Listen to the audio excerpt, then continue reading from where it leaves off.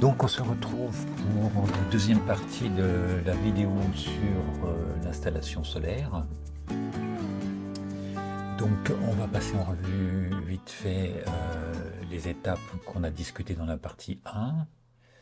Donc dans les étapes, on avait vu, avant de démarrer son projet, de vérifier qu'on a bien les espaces disponibles, de faire attention aux contraintes, esthétique, climat, technique, chemin de cam, éventuellement les nuisances sonores, et puis la partie administrative, il faut bien faire des déclarations. Certaines personnes sont un peu réfractaires à tout ça, donc il faut peut-être se faire aider dans ces cas-là. Bon, moi j'ai réussi à les faire tout seul, je trouve que c'est pas hyper compliqué, hein. Honnêtement, je pense que n'importe qui peut le faire. Ensuite, c'est surtout le type d'installation qu'on va faire, hein. Est-ce qu'on va sous-traiter ou est-ce qu'on va essayer de faire une auto-installation? Si on fait une auto-installation, évidemment, il va falloir se former, c'est important. Et puis on va déterminer l'objectif de son projet, autoconsommation ou off-grid. Bon, dans nos régions, honnêtement, le hors réseau, moi j'y crois pas trop, hein. Vu l'ensoleillement qu'on a, ça me paraît inatteignable. Ensuite, le choix de la solution, hein, centralisée ou décentralisée, ça c'est important aussi. Les matériels, on a vu, hein, les onduleurs, les micro-onduleurs, les panneaux solaires, les démarches administratives et les évolutions futures qu'on peut intégrer dès le début d'ailleurs. Si on a prévu de mettre si on a un véhicule électrique, je pense qu'il faut tout de suite penser aussi à voir comment, quand on va certainement refaire du câblage, etc. Donc c'est important à ce moment-là de voir où on va mettre son chargeur pour son véhicule électrique. Pareil si on fait un peu de stockage par batterie. Donc voilà, ça c'était les éléments qu'on avait vus dans la première étape. Tout ce que j'ai dit à la fois dans la première étape et puis la partie 2 là, que je présente, on peut le retrouver sur mon blog. Donc j'ai un blog qui s'appelle instantordinaire.com.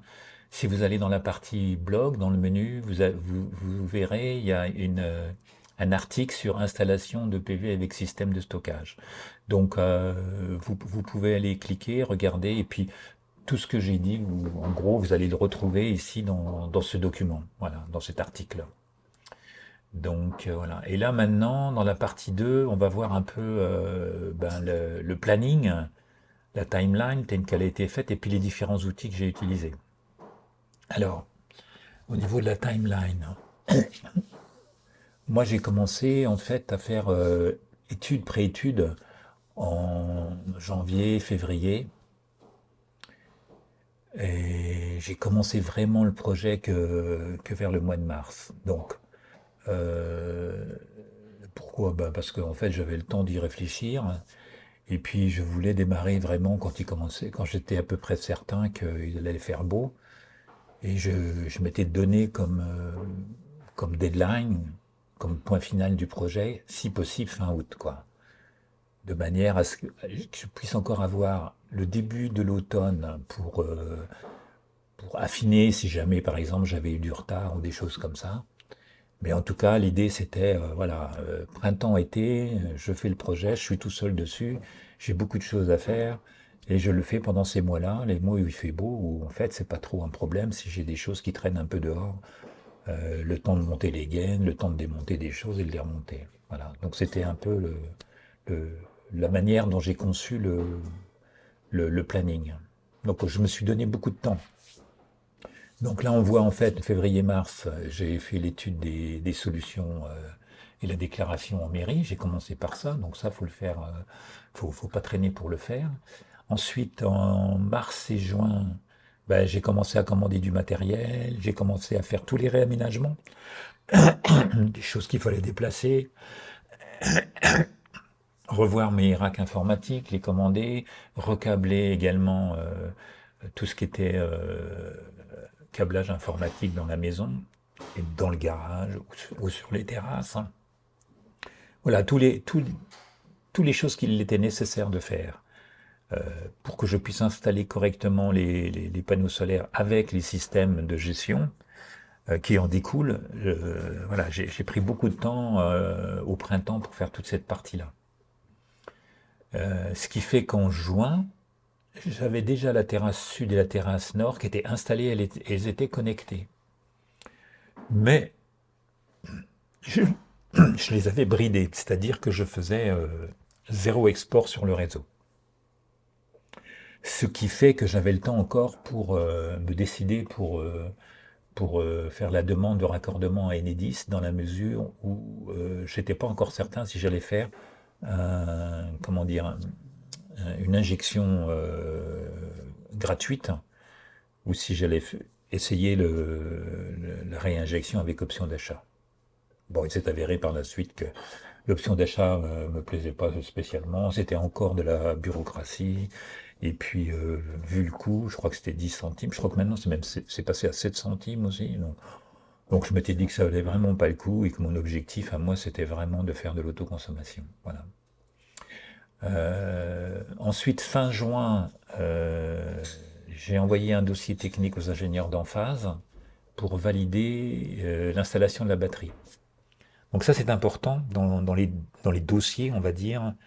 Euh, il faut préparer ces dossiers un peu en avance et puis s'y préparer. Si par exemple, alors je ne sais pas si c'est une batterie que vous faites vous-même, vous aurez pas ça à faire, mais par exemple si vous achetez une batterie chez Enphase, il fallait obligatoirement joindre un dossier technique pour avoir une espèce d'agrément en fait, pour pouvoir installer et configurer la batterie. Et il fallait donc faire une formation chez Enphase qui était spécifique à ça. Donc c'est pour ça que mes formations en phase, en fait, je les ai faites pendant aussi en pointillé en fait pendant toute cette période. Euh, et fin juin, en fait, j'avais fait toutes les formations, j'avais toutes les certifications et je pouvais sans problème passer à la suite, hein. Voilà. Ce qui fait qu'en juillet, le carport, qui était la dernière terrasse à installer, était opérationnel, était toujours bridé exactement. Donc on peut dire, vous voyez, juillet, j'avais déjà tout installé, tout était prêt en fait pour pouvoir. Enfin, tout était prêt. Oui, déjà je produisais, mais je faisais aucune réinjection sur le réseau. Voilà. Au mois d'août, j'ai installé la batterie. Et il a fallu un certain temps parce que ben, il y a des retards. Les fournisseurs ne vous livrent pas toujours comme il faut. Donc du coup, c'est la 3T, elle est arrivée.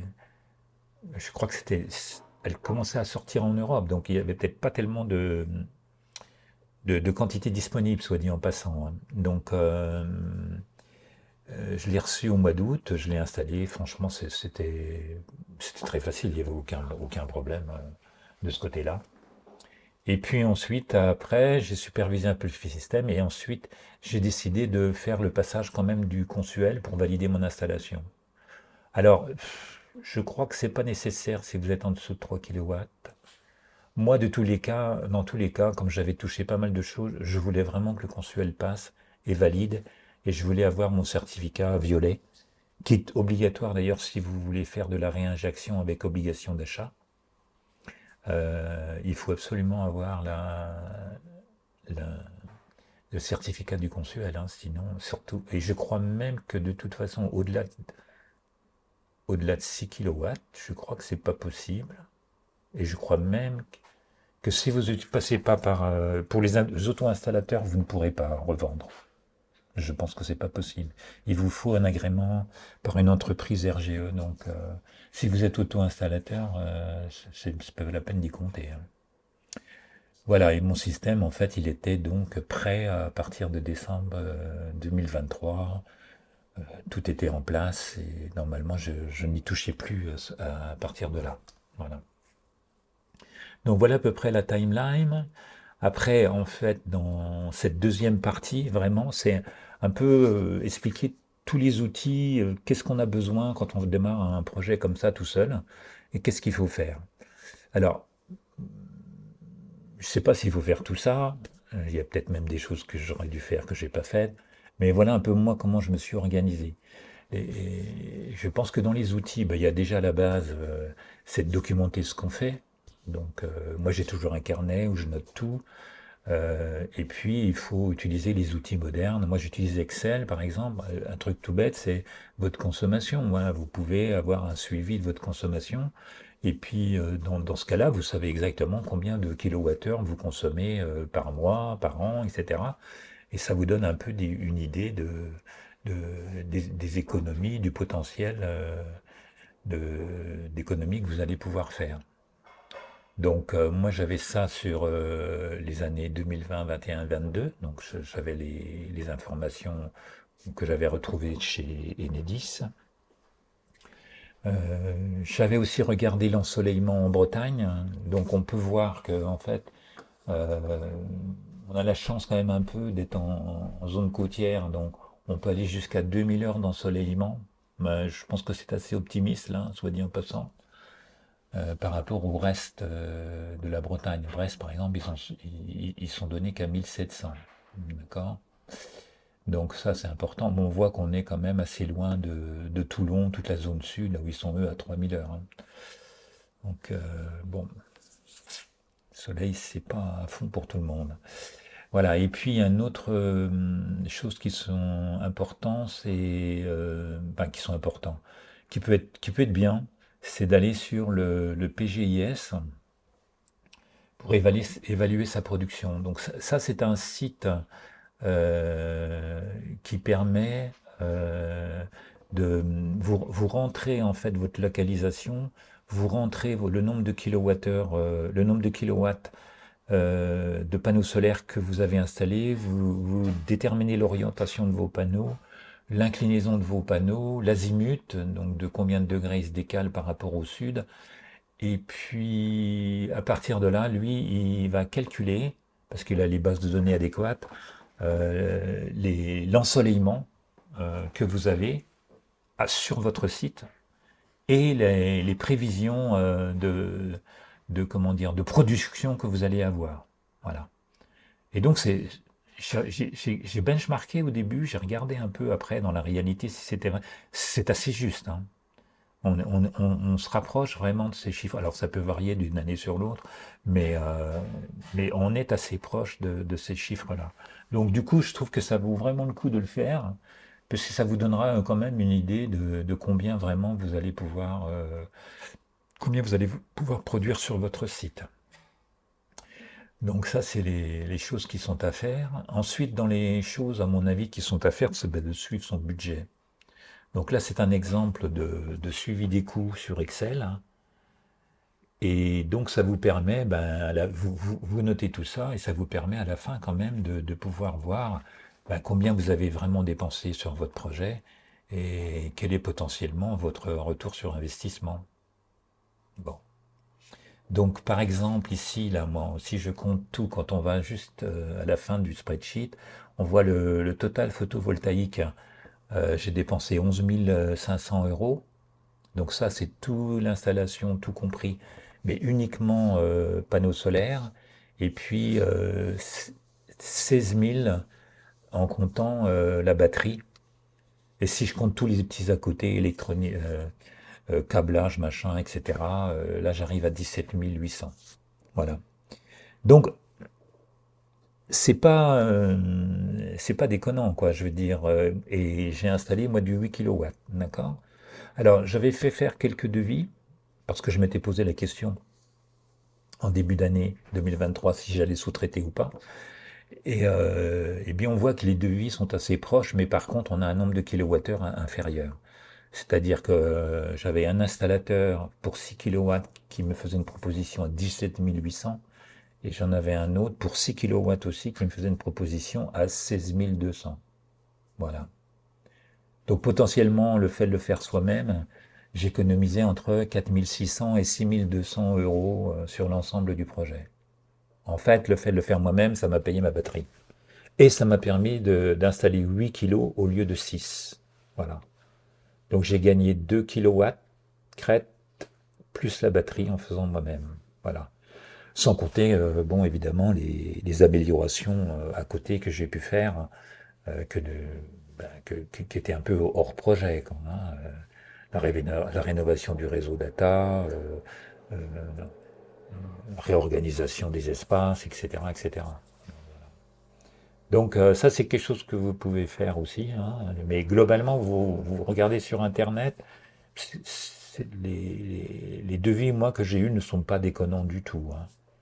Je veux dire, 15 000 euros pour 6 kilos, pour 6 kilowatts crête, je pense que c'est dans les prix. Alors c'est peut-être un peu moins cher maintenant, vu que les panneaux ont dû probablement encore baisser, mais voilà. Donc en utilisant quand même, là c'était c'était des solutions décentralisées à chaque fois. Donc peut-être la solution décentralisée est peut-être un petit peu plus chère que la solution centralisée. C'est possible aussi, hein. C'est possible peut-être qu'on peut gagner encore quelques milliers d'euros en passant sur un onduleur central. Mais dans ce cas-là, ben, on a d'autres contraintes, hein. Voilà. Donc ça, c'est pour le suivi des coûts, du budget, du retour sur investissement. Après, il y a toutes les formations. Donc moi, j'ai fait 3 formations chez Emphase. Une formation sur les technologies IQ8. Donc ça, c'était 2023. Ils sortaient leur nouvelle série IQ8 en Europe, parce qu'ils l'avaient déjà sorti, je crois, aux États-Unis et en Australie. Mais en Europe, c'était l'année où il sortait, je crois. Donc, moi, je suis parti tout de suite là-dessus, évidemment, hein, puisque c'était les derniers. J'ai aussi fait la formation qui était obligatoire pour installer des batteries 3T ou 10T. Donc la 3T c'est 3,5, la 10T c'est 10 kW. Et dernièrement, j'ai fait une formation aussi pour pouvoir installer le IQ Energy Meter, qui est un système complémentaire qui permettrait, par exemple, si vous avez un chauffe-eau, de pouvoir gérer le déclenchement du chauffe-eau à travers un interrupteur télécommandé par un interrupteur type Shelly, etc. Donc ça, je l'avais fait, mais en fait, j'en ai pas besoin dans mon installation. Voilà, donc mais c'est encore une formation obligatoire. Voilà. Voilà, donc là je vous ai montré les certificats des différentes formations. Et puis ensuite, après, le gros du gros logiciel, moi, à mon avis, où il faut passer quand même un peu de temps, il me semble, c'est les outils constructeurs pour tous ceux qui fournissent les fixations, que ce soit SDEC ou K2. Donc c'est les deux que je connais, parce que j'ai utilisé un peu les deux. Au début, j'ai pensé mettre des fixations K2, puis mon fournisseur n'arrivant pas du tout en France à me vendre ce que je voulais en termes de fixation, j'étais obligé de changer. J'ai du coup changé de fournisseur et changé de système. Et je suis passé chez SDEC. Voilà. Les deux systèmes sont très bien, soit dit en passant, ils sont très similaires. Mais par contre, ce qui est intéressant dans leur logiciel, c'est un logiciel en ligne, hein, sur le web, et vous allez pouvoir, ils ont des calculateurs, et vous allez pouvoir en fait positionner vos panneaux solaires sur vos toitures, parce que vous êtes géolocalisé. Donc vous voyez une image Google Maps de vos toitures. Vous allez vous positionner et vous allez pouvoir dessiner vos panneaux et les positionner en rentrant toutes les contraintes. Vous dites le type de panneau. C'est des logiciels assez puissants. Ils ont la liste de tous les panneaux vendus, etc. Donc vous n'avez pas à rentrer les dimensions et automatiquement vous cherchez votre panneau, le Trina Solar, machin, boum, il vous le trouve, il vous sort les épaisseurs, les dimensions, le poids, enfin il a tout, hein, combien ça produit et tout et tout. Donc c'est vraiment très bien fait. Donc moi je m'en suis servi surtout parce que je voulais vraiment avoir un système fiable pour me calculer les charges lestes, hein. Donc pour moi, ça, c'était critique. Il fallait absolument que je puisse avoir une idée correcte des lestes. Donc là, je vous ai mis un exemple euh, pour la terrasse sud, par exemple, des lestes qui étaient recommandées.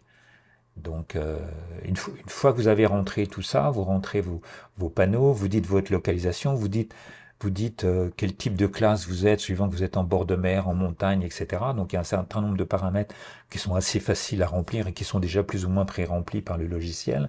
Et à partir de là, lui, il va calculer automatiquement le ballast que vous allez devoir mettre sous chacun des panneaux. C'est vraiment bien fait.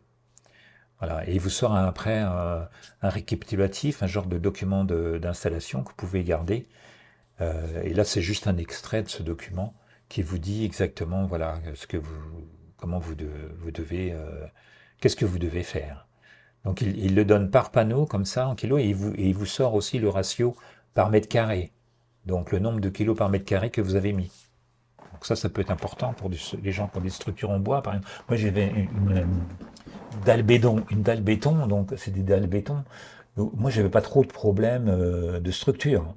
Mais quelqu'un qui a, par exemple, je sais pas, qui veut monter ça sur une terrasse en bois, mais une terrasse, oui, avec un support en bois, bah là, il vaut mieux qu'il calcule correctement ses charges, quoi.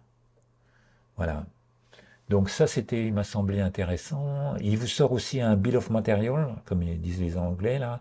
C'est la liste des matériels en fait. Donc normalement, il est censé vous dire, puisque vous avez choisi le type de fixation que vous avez mis. Moi, j'ai mis des flat fix fusion qui sont prévus pour ce type d'installation sur toiture plate. Il va vous sortir en fonction du nombre de panneaux et tout et comment ils sont arrangés, suivant qu'ils sont arrangés en fait en position simple, les uns derrière les autres, ou en position duale, c'est-à-dire en dôme. Donc ça c'est quand on a des orientations qui sont est-ouest, hein, on les met en dôme hein, comme ça. Euh, donc il va vous sortir en fait tout le matériel nécessaire. Je m'en suis pas servi de ce truc-là, par contre. Puisqu'en fait, chez le fournisseur en ligne, quand vous commandez, pratiquement, vous avez tous les détails de tout ce qu'il vous faut. Donc, le bill of material, honnêtement, moi, je m'en suis pas servi. Peut-être, ça peut être très utile parce que c'est fait pour les pros, ça. Donc, je sais pas, le gars qui a peut-être 200 panneaux à installer, il a peut-être besoin de ça pour pouvoir installer correctement. C'est prévu quand même pour ça, hein. Donc, c'est pour ça que ces outils sont quand même assez sophistiqués et sont de mon point de vue, très très bien, hein. Voilà. Donc K2 ou SDEC, ils ont un calculateur. Je crois que Renusol, qui est un autre qui fournit aussi des bacs pour les toitures plates, a aussi un calculateur, si je me souviens bien. Voilà. Voilà, c'est pour citer les trois que je connais, mais il y en a peut-être encore d'autres, hein, je ne sais pas. Donc ensuite, après, le truc le plus important, les choses la plus importante après, ben, ça va être de configurer. Donc sur les systèmes en phase, c'est assez simple. Vous avez deux applications en gros. Il y a une application qui s'appelle le Toolkit. Donc c'est une application, elle, que vous allez trouver sur votre téléphone portable, sur iOS ou Android. Donc cette application Toolkit, c'est l'application à utiliser pour déclarer votre site, commencer à configurer votre site. Ça se fait à partir de votre téléphone. Voilà. Et ensuite, après, vous avez deux applications qui en fait est la même. C'est l'application qu'on appelle Enlighten. Donc Enlighten, c'est une application, une fois que le site est configuré, Enlighten, c'est l'application qui va vous permettre de venir voir comment fonctionne votre système. Donc là, je vous ai mis une copie d'écran du logiciel Enlighten qui vous montre l'état du système à un instant donné. Voilà. Donc il est aussi très très bien fait ce logiciel parce qu'il est très complet. Et vous avez une vue vraiment très très bonne sur l'ensemble de votre système, ce que vous consommez, ce que vous produisez, ce que vous réinjectez, ce que vous chargez dans la batterie, ce que vous déchargez. C'est vraiment très très bien. Comment vous chargez votre véhicule électrique? Si vous avez choisi un chargeur en face, par exemple, ben c'est la même chose. Donc je vais vous le montrer juste après dans la présentation au niveau du web. Donc je vais vous montrer comment ça se présente, parce que cette application Enlighten, elle existe donc sur votre téléphone, donc que vous soyez chez vous ou à l'extérieur à des milliers de kilomètres, vous pouvez superviser votre installation. C'est un gros plus, hein. Je trouve, moi, personnellement, c'est vraiment très très bien. Et vous pouvez aussi l'avoir sur le web.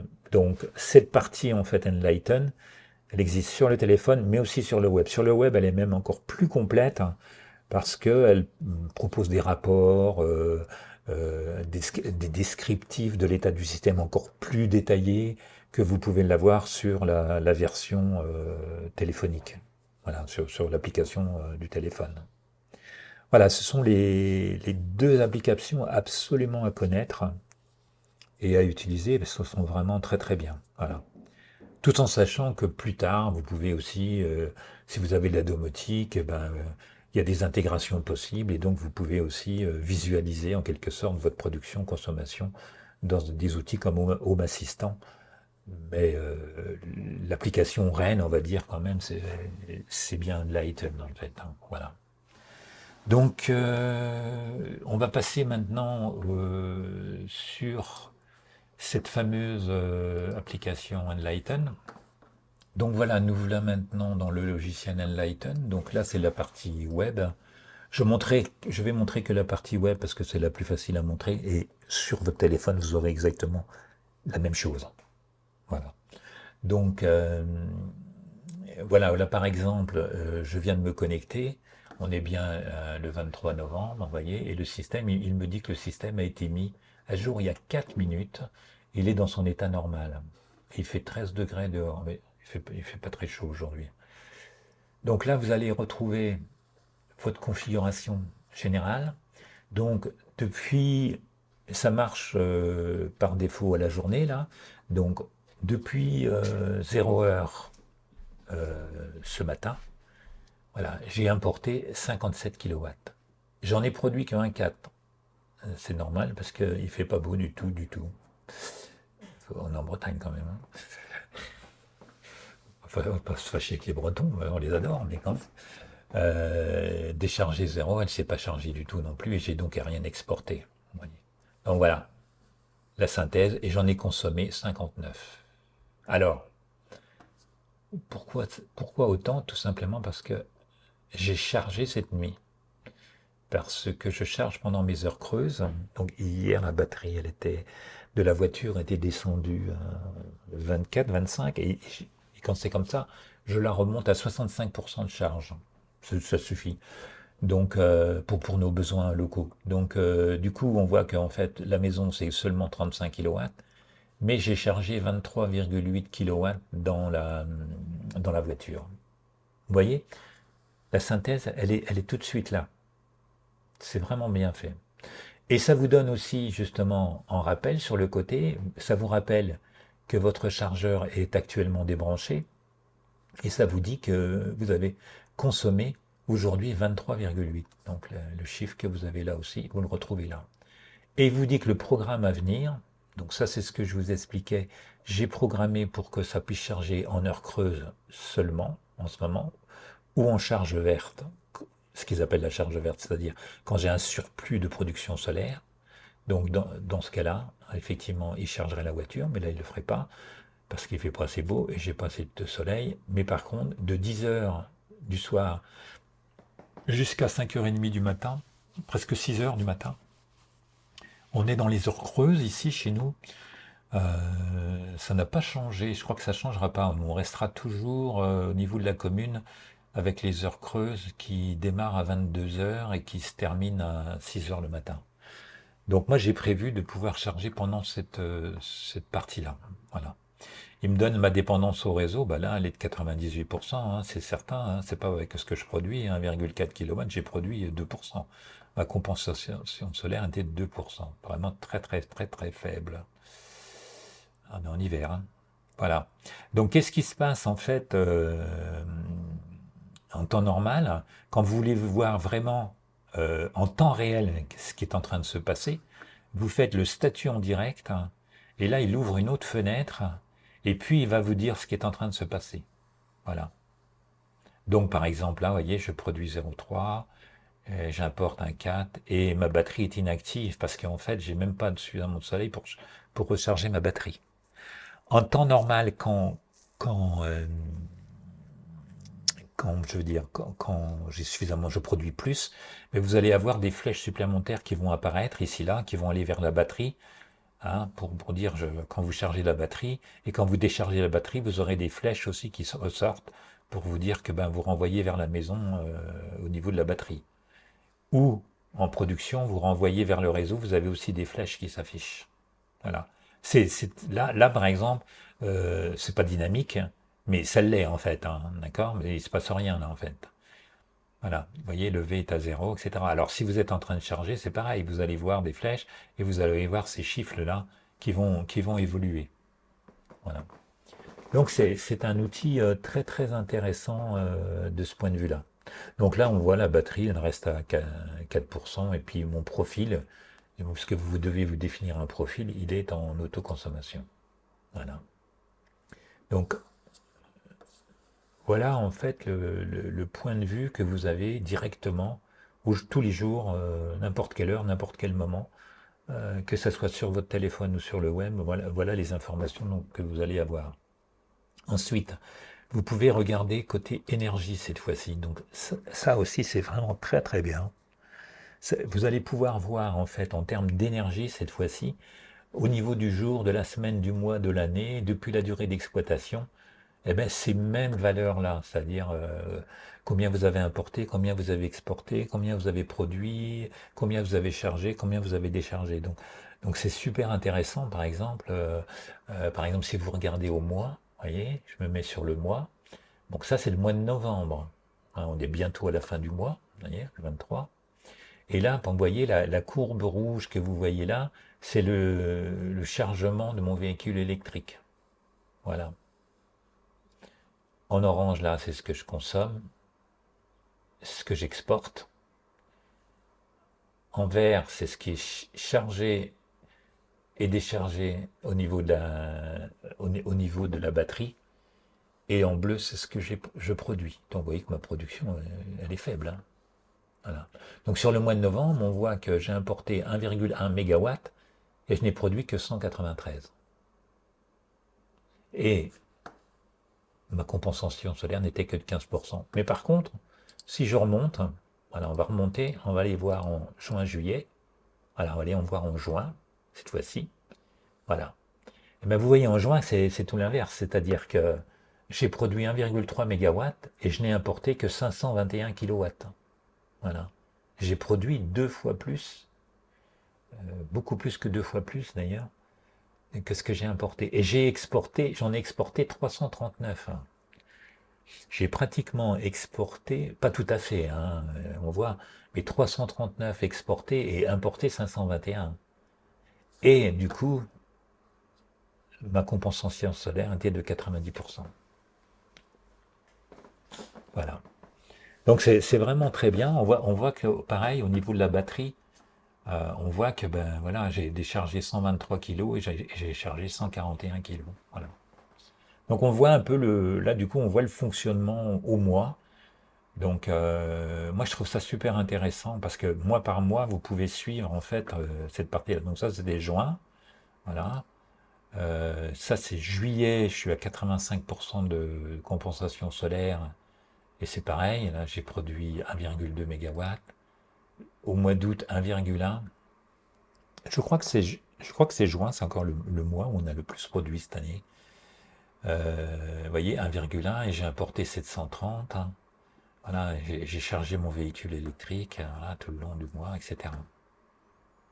Donc voilà comment ça se présente. Hein. Et puis ensuite, après, ben, vous avez la même chose par année. Voilà, en 2025, voilà.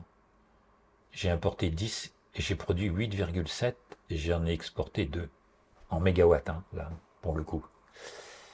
Voilà, donc ça, c'est pas mal. Ouais, ça, c'est 2025, 2024.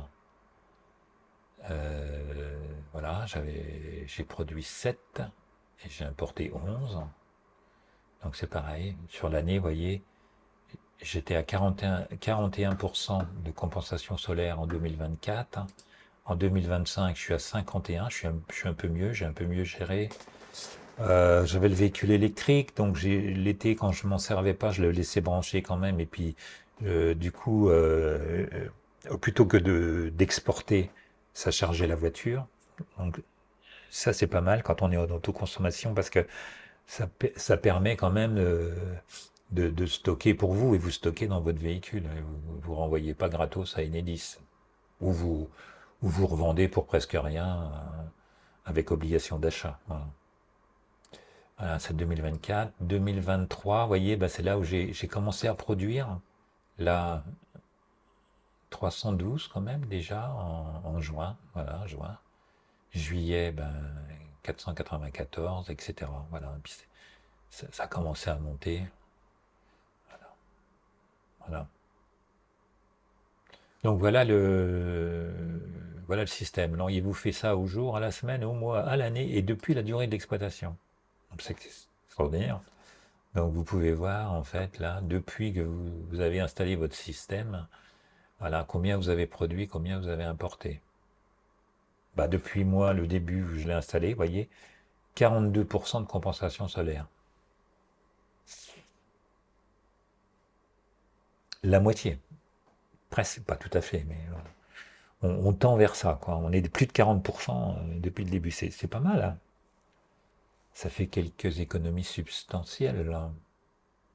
Voilà, et puis après, vous pouvez ici personnaliser, choisir une plage spécifique. Voilà, novembre, novembre 30, voilà, par exemple. Donc vous pouvez le faire, par exemple, sur quelques jours, etc. Donc ça c'est la partie énergie.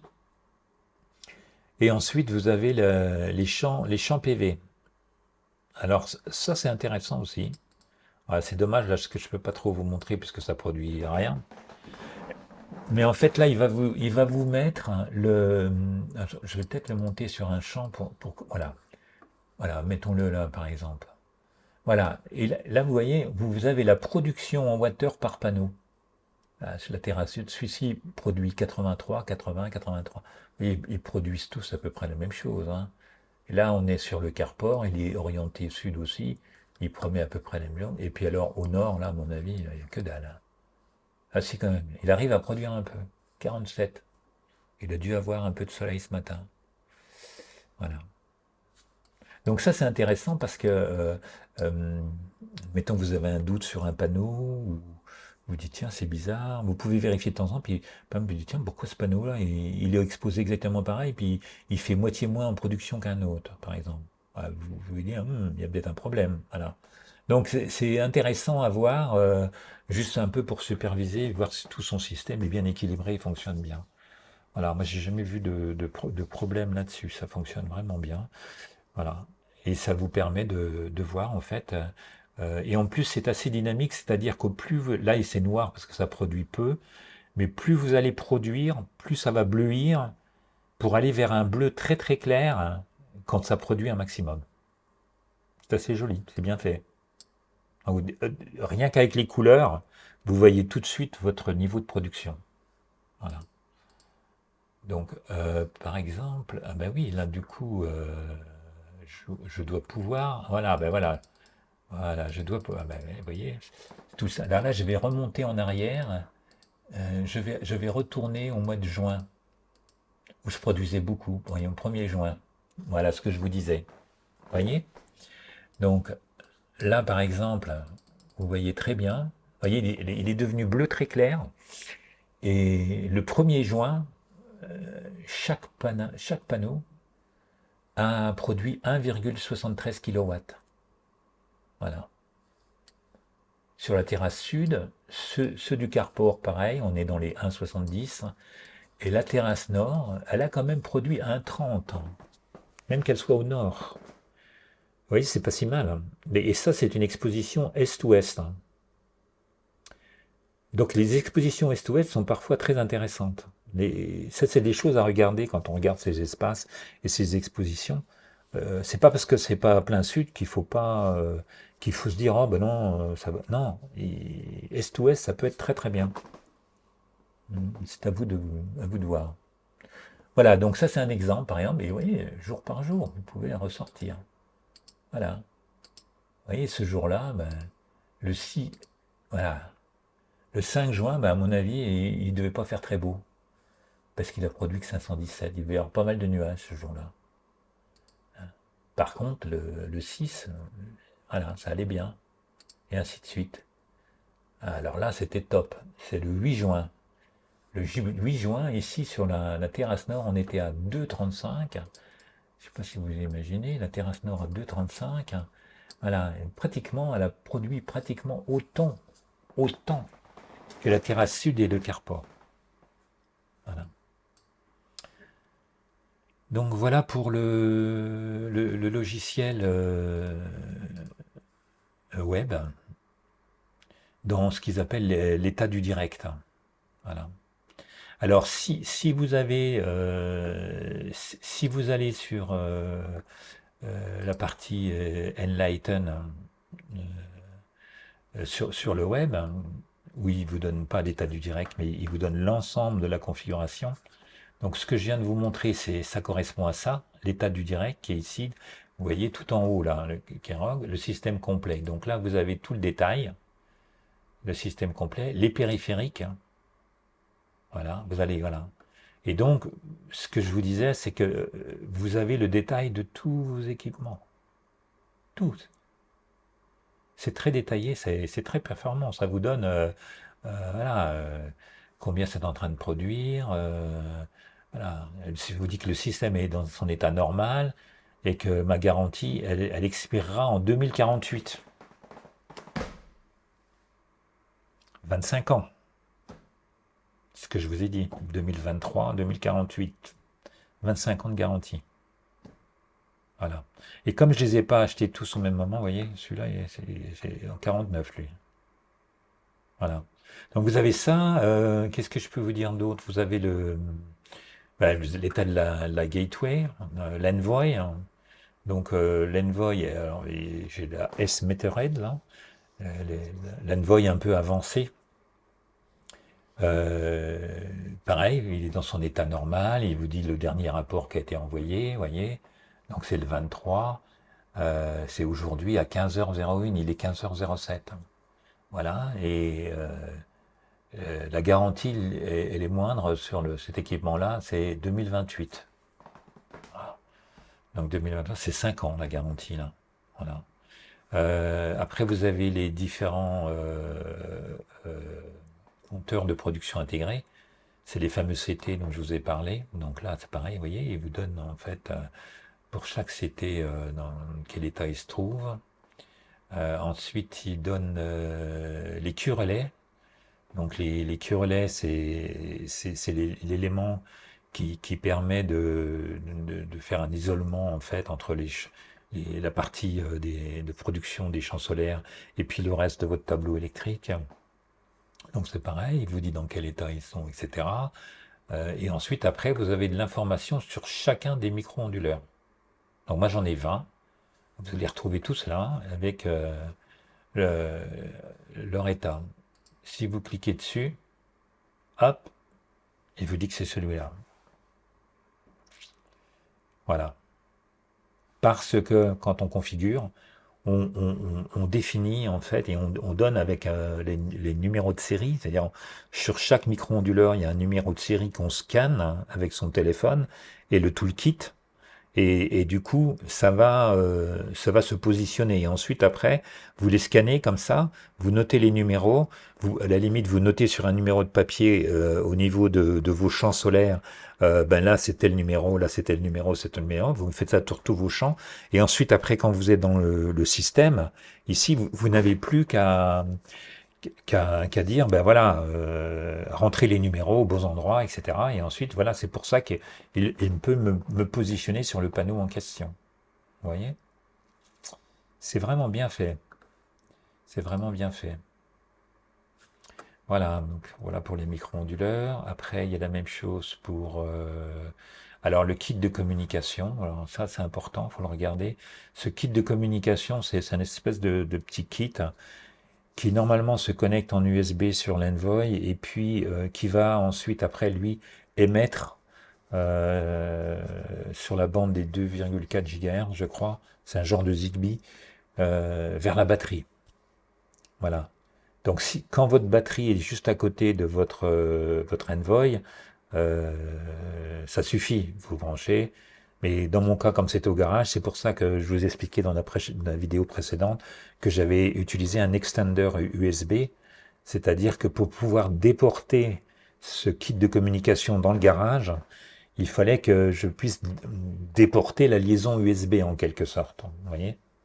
Donc pour être certain que ben voilà, les systèmes allaient bien communiquer. Voilà. Donc moi mon extender, on ne le voit pas là, d'accord, il est transparent vis-à-vis de la configuration de en phase. Voilà. Mais il fonctionne bien puisque du coup, lui, il me dit qu'il communique bien avec la batterie. Voilà. Ensuite, après, vous avez les IQ batteries, c'est-à-dire que dans les batteries en phase, ce qu'il y a à l'intérieur, ce sont des IQ8. Alors, ils les appellent peut-être pas IQ8, ils les appellent peut-être sous un autre nom, mais en gros, c'est ça. Parce qu'en fait, c'est là où on a quand même une certaine perte, c'est-à-dire que autant sur certains systèmes, on produit avec les panneaux solaires en courant continu, et bien on vient charger les batteries en courant continu, donc on n'a pas de perte de conversion. Autant avec ce système décentralisé, automatiquement on a des pertes de conversion puisque on va passer de courant continu à courant alternatif, puis de courant alternatif en courant continu à nouveau pour charger la batterie. Donc on a un peu de déperdition à ce niveau-là. Mais on a une simplicité d'utilisation là. Voilà, on peut déporter, vous voyez, sa batterie assez loin. Bon, c'est après des questions. Et techniquement, ça reste très très simple. Je veux dire là, par exemple, le système fonctionne. Vous n'avez pas besoin d'être hyper technique pour superviser votre système là actuellement. Je, Si un problème, il va vous dire que ce micro-ondes-là a un problème. Vous le localisez, vous le changez, l'affaire est réglée, quoi. Pareil pour les batteries, hein. C'est la même chose, hein. Donc, et le chargeur aussi, il le voit, vous voyez, donc puisqu'il communique aussi avec mon chargeur en face pour le véhicule électrique, donc il est aussi dans la configuration. Donc voilà assez rapidement le, le système tel qu'on va le trouver chez Enphase. Voilà. Après, vous pouvez générer des rapports, vous pouvez générer des graphes. Donc là, par défaut, c'est le graphe du jour, je suppose, ouais, 17 au 21. Voilà, ouais, c'est ça. Donc voilà, qu'est-ce qu'il y a encore? Bah là, c'est l'état du système. Donc lui, c'est un peu l'état du système là en montrant les panneaux. Et pour aller vers l'écran précédent que je vous ai montré, c'est ça, c'est l'état du direct. Voilà. Alors, vous avez vu, il a mis un temps, il a mis connexion à la passerelle. Donc c'est bien ça, état du direct, c'est-à-dire que les informations qui vont s'afficher là, c'est bien ce que la passerelle est en train de d'envoyer. Vous voyez d'ailleurs, les chiffres bougent là. Voilà. Démarrer le flux en direct. C'est la même chose que quand je viens direct là. C'est la même chose. Et que je fais ça, statut en direct.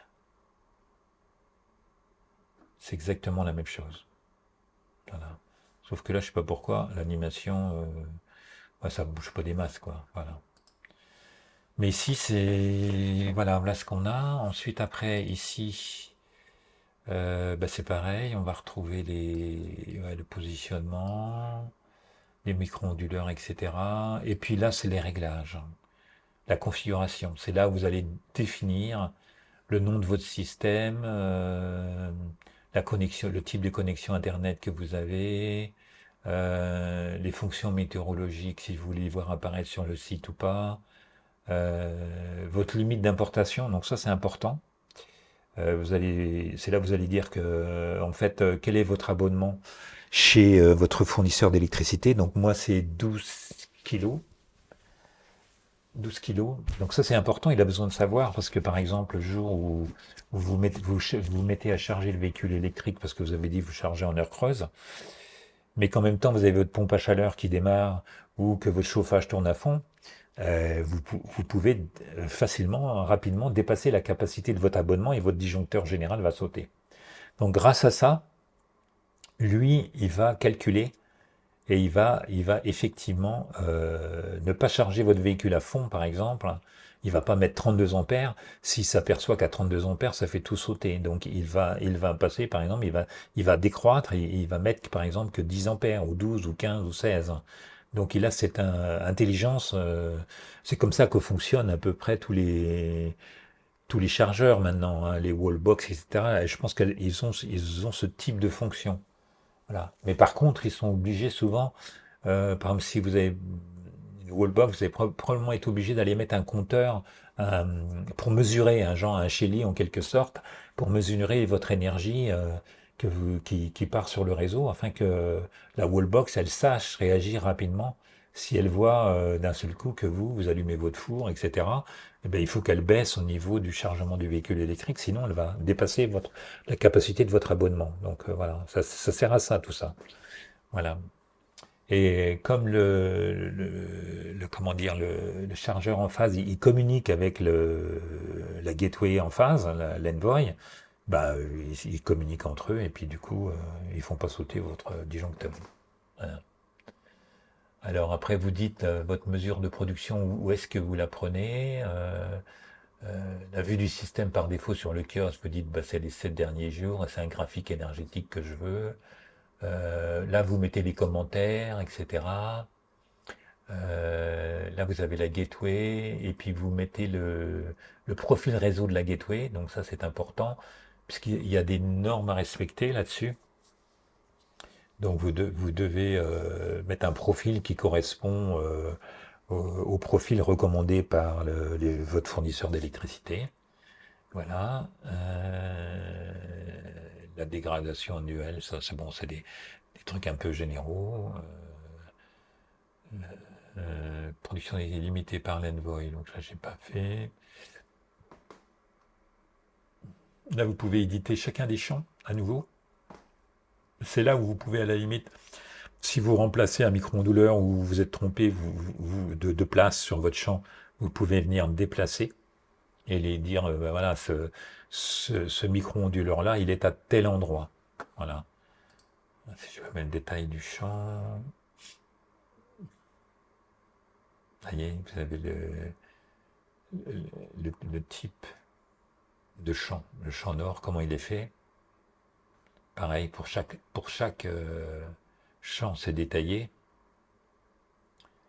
Vous pouvez définir vos tarifs aussi, là, par exemple. Je ne me souviens plus si je l'ai fait ou pas. Peut-être que ça ne m'intéressait pas. Ensuite, après, c'est vous donner l'accès à des personnes et des paramètres de confidentialité. Voilà. Donc voilà à peu près le système, comment il est fait. Le système en phase.